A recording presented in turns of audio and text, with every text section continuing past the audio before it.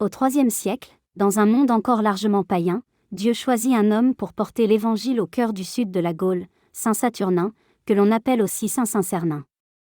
Selon la tradition, il serait originaire de la région de Patra, en Grèce, envoyé comme missionnaire vers l'Occident. À cette époque, le christianisme est encore fragile. Le pape Fabien envoie alors plusieurs évêques pour annoncer la bonne nouvelle dans les grandes cités de la Gaule. L'un d'eux est Saturnin, qui reçoit la charge de Toulouse. Devenu premier évêque de la ville, il commence à prêcher le Christ avec courage, au milieu d'une population attachée aux divinités païennes et au culte officiel de l'Empire. La tradition rapporte qu'il célébrait l'Eucharistie dans une petite église modeste, située non loin du centre romain. Pour s'y rendre, il devait passer régulièrement devant le Capitole, lieu des sacrifices païens. Les prêtres des idoles, inquiets de voir leurs oracles devenir silencieux et leurs fidèles diminuer, attribuaient ce phénomène au passage de l'évêque chrétien.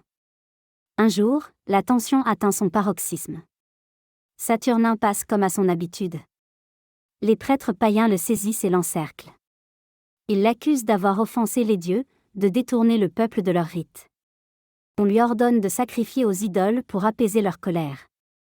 Saturnin refuse calmement mais fermement, il ne peut adorer que le Dieu unique, le Père, le Fils et l'Esprit Saint.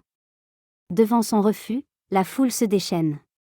On décide alors d'un supplice terrible et spectaculaire. Selon les récits anciens, Saturnin est attaché par les pieds à un taureau sauvage, destiné au sacrifice. L'animal, effrayé et excité, est lancé dans les rues en pente de la ville. Le corps de l'évêque est violemment traîné sur les marches et les pavés, jusqu'à ce que la corde se rompe et que le saint rende son âme à Dieu. Le lieu où le taureau s'arrête prendra plus tard le nom de rue du Tore, rappel de ce martyre. Deux jeunes chrétiennes, appelées dans la tradition les puelles, recueillent en secret le corps déchiré du saint et l'ensevelissent avec respect dans une fosse profonde pour le protéger de la profanation.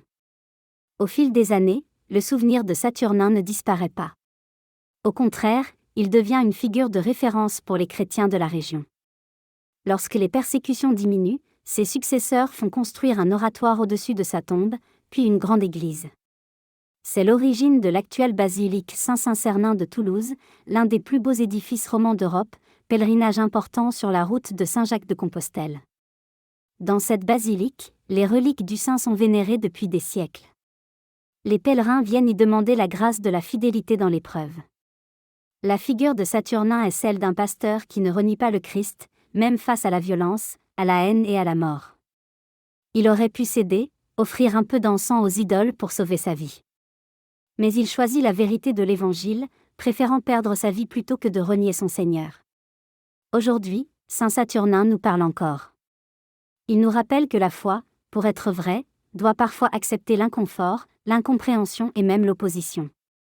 Il nous invite à témoigner du Christ dans nos milieux de travail, nos familles, nos villes, avec douceur mais aussi avec courage. Sous la protection de saint Saturnin, demandons la grâce de ne jamais avoir honte de l'Évangile, de rester ferme dans la charité et la vérité, et de devenir, à notre mesure, des témoins lumineux du Christ ressuscité au cœur de notre temps.